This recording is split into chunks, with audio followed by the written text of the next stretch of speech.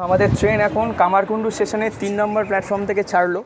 General কোচের এরকম অবস্থা, দেখুন ইন্টেরিয়রটা। কামারকুণ্ডু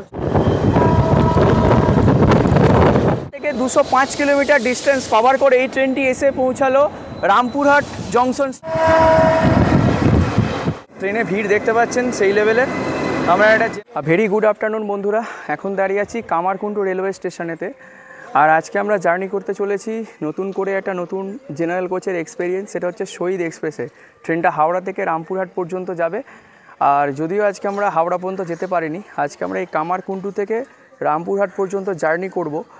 আর ওভারঅল এক্সপিরিয়েন্স জেনারেল কম্পার্টমেন্টের কীরকম হয় সেটাকে তুলে ধরার চেষ্টা করবো। তো চলুন যাওয়া যাক। আজকে যে ট্রেনটা জার্নি করছি সেটা উইকে 7 দিনই চলে। আর এই ট্রেনটা হাওড়া থেকে দুপুর 12:15 ছাড়বে। আর আমি যেখান থেকে উঠছি, অর্থাৎ আজকে আমি হাওড়া থেকে উঠছি না, যদিও বিশেষ কাজের জন্য হাওড়া যেতে পারিনি, তো কামারকুণ্ডু থেকে উঠছি। আর এই কামারকুণ্ডু থেকে এই ট্রেনটার টাইম হচ্ছে ডিপার্চার টাইম 12:37। চলুন বন্ধুরা, অবশেষে ট্রেন এসে পৌঁছালো এবং আপনাদেরকে দেখাতে শুরু করি জেনারেল কম্পার্টমেন্টের এক্সপিরিয়েন্স কেমন হতে পারে। কারণ জেনারেল কম্পার্টমেন্টের এক্সপিরিয়েন্স এই কারণেই করছি কারণ জেনারেল কোচে বিভিন্ন রকমের ক্লাস অফ পিপল থাকে। তো চলুন সেখানকার এক্সপিরিয়েন্স কেমন হয়, সেখানকার এনভায়রনমেন্ট কেমন হয় সেটাকে তুলে ধরবো। দেখতে পাচ্ছেন আমাদের ট্রেন এসে পৌঁছাচ্ছে শহীদ সুপারফাস্ট এক্সপ্রেস। তো চলুন, ট্রেনে ভিড় দেখতে পাচ্ছেন সেই লেভেলের। আমরা একটা জেনারেল কোচ থেকে উঠে পড়বো এবং আপনাদের সাথে জার্নি ভাগ করে নেব। চলুন।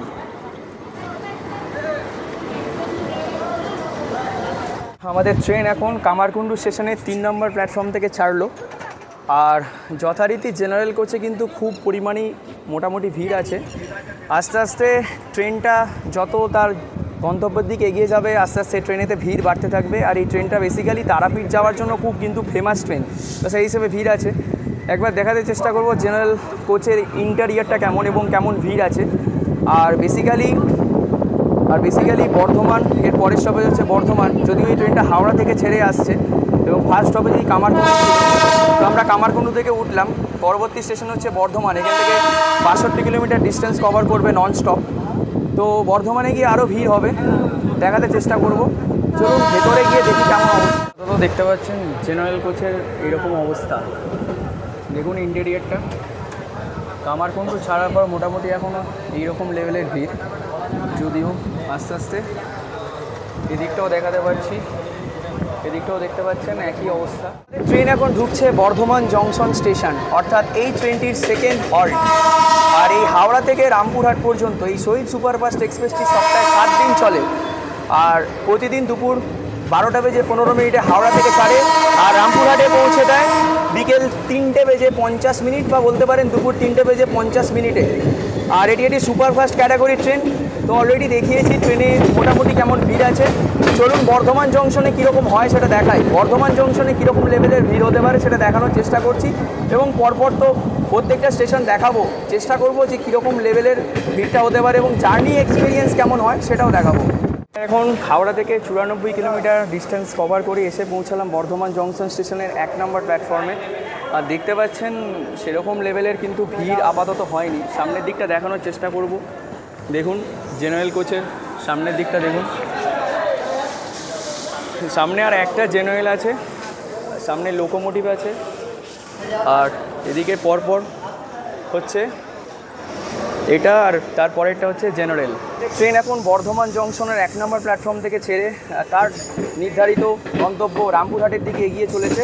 পরবর্তী স্টেশন ঘুষকরা, তার পরবর্তী স্টেশন হচ্ছে বোলপুর। আর এই হাওড়া থেকে রামপুরহাট পর্যন্ত এই ট্রেনটি হাওড়া এবং রামপুরহাটের মাঝখানে টোটাল 7টা স্টেশনে দাঁড়ায়। আমি ইতিমধ্যে বলেছি, তো প্রত্যেকটা স্টেশনকে ছোট ছোট করে তুলে ধরা হবে এবং সেখানে কেমন ভিড় হচ্ছে সেটা দেখানোর চেষ্টা করব। এখনও পর্যন্ত দেখতে পাচ্ছেন সেই লেভেলের যে জেনারেল কোচে যে ঠাসাঠাসি একটা ভিড় হয়, সেই ঠাসাঠাসি ভিড়টা কিন্তু এখনও পর্যন্ত নেই। আরামসে শুয়ে বসে যাওয়া যাবে, তবে ভিতরে জায়গা নেই এইটুকুই আর কি, কিন্তু আরামসে দাঁড়িয়ে যাওয়া যাবে।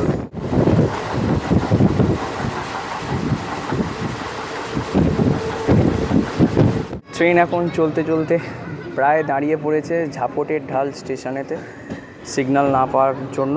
দেখুন জায়গাটা একবার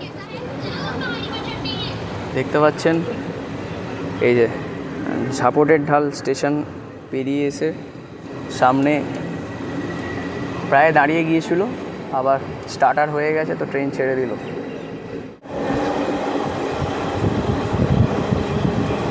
জালনাতে আবার আমাদের ট্রেন বনপাস স্টেশনে দাঁড়িয়ে পড়েছে। এখানে কোনো টেকনিক্যাল স্টপেজ বা নর্মালি শিডিউল স্টপেজ নেই, বাট সিগন্যালের কারণে বনপাস স্টেশনে দাঁড়িয়ে পড়েছে। দেখানোর চেষ্টা করছি স্টেশনটা একবার দেখুন, বনপাস স্টেশন।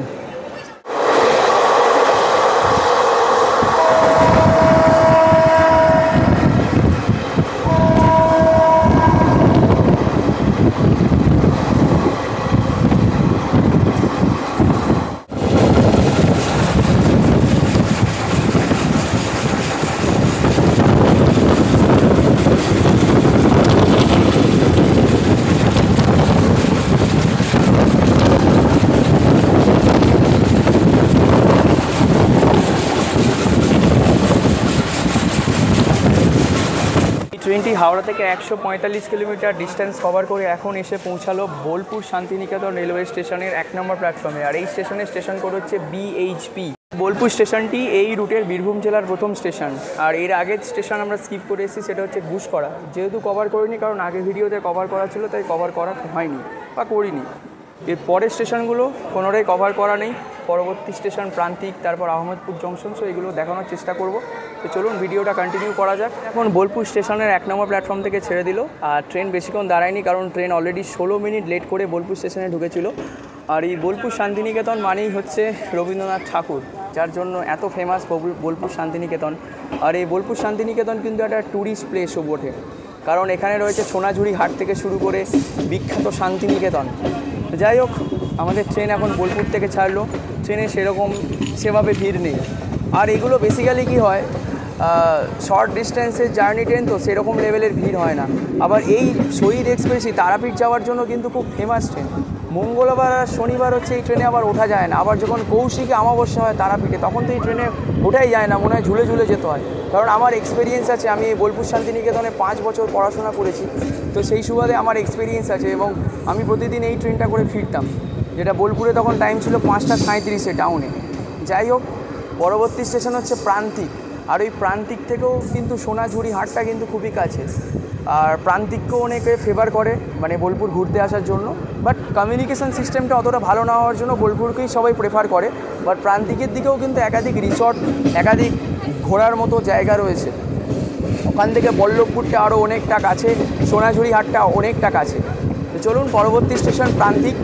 আর এই দিকে রুটে আমার সেরকম কোনো ভিডিও কভার করা নেই, তাই যা এই মানে ট্রেনের যা হল্ট আছে, যে স্টেশনগুলো আছে, যেমন প্রান্তিক, আহমদপুর জংশন, এগুলোকে কভার করার চেষ্টা করব।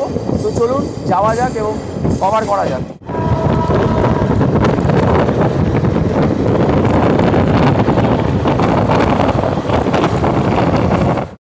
হাওড়া থেকে 149 কিলোমিটার ডিস্টেন্স কভার করে এখন এসে পৌঁছালো প্রান্তিক রেলওয়ে স্টেশনের 1 নম্বর প্ল্যাটফর্মে। আর এই স্টেশনের স্টেশন কোড হচ্ছে PNE। চেষ্টা করব স্টেশনটাকে, দেখতে পাচ্ছেন ফাঁকা স্টেশন প্রায়।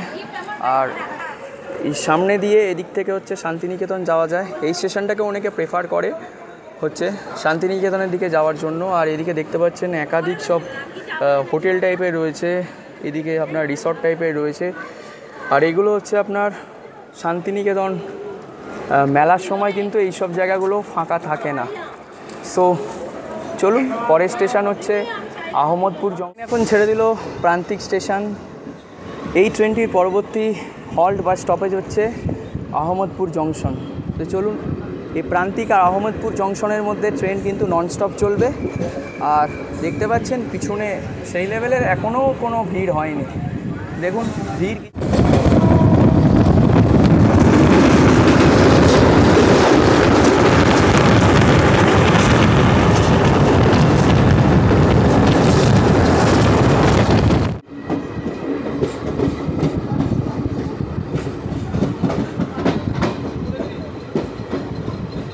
হাওড়া থেকে 164 কিলোমিটার ডিস্টেন্স কভার করে এখন এসে পৌঁছালো আহমদপুর জংশন। হ্যাঁ, আহমদপুর জংশন এসে পৌঁছালো। এই স্টেশনের স্টেশন কোড হচ্ছে AMP। আর যেহেতু জংশন, এখান থেকে লাইন আলাদা হয়, একটা লাইন চলে যায় সোজা হচ্ছে এই আহমদপুর থেকে কাটোয়ার দিকে, আর একটা লাইন সোজা রামপুরহাটের দিকে চলে যাবে যেদিকে আমরা যাবো। ট্রেন প্রায় ফাঁকাই, প্রায় দেখতে পাচ্ছেন এদিকটাও সেম, দেখুন ট্রেন প্রায় ফাঁকা। জেনারেল কোচে কিন্তু সেই রকম লেভেলের কিছু ভিড় নেই। আহমদপুর জংশন থেকে ছেড়ে দিল। এই ট্রেনটির পরবর্তী হল্ট হচ্ছে সাঁইথিয়া জংশন। এখন এই আহমদপুর জংশন আর সাঁইথিয়ার মধ্যে এই ট্রেনটি নন স্টপ চলবে।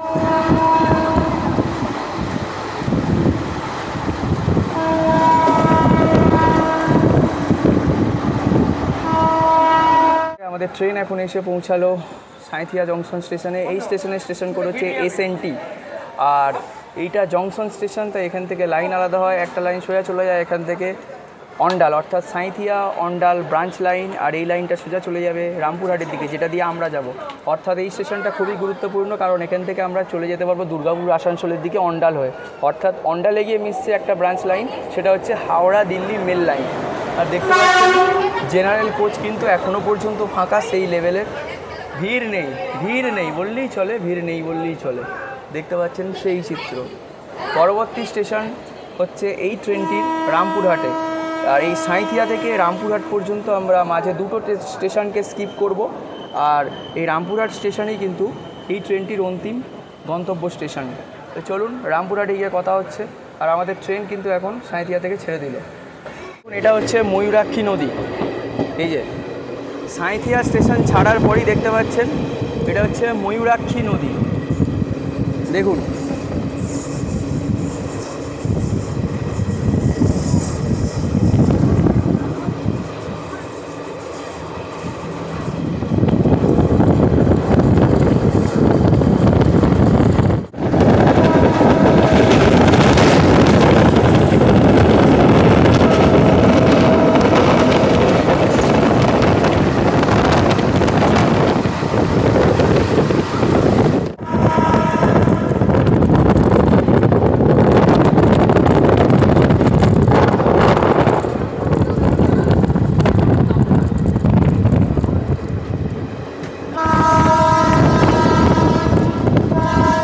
হাওড়া থেকে 205 কিলোমিটার ডিস্টেন্স কভার করে এই ট্রেনটি এসে পৌঁছালো রামপুরহাট জংশন স্টেশনেতে।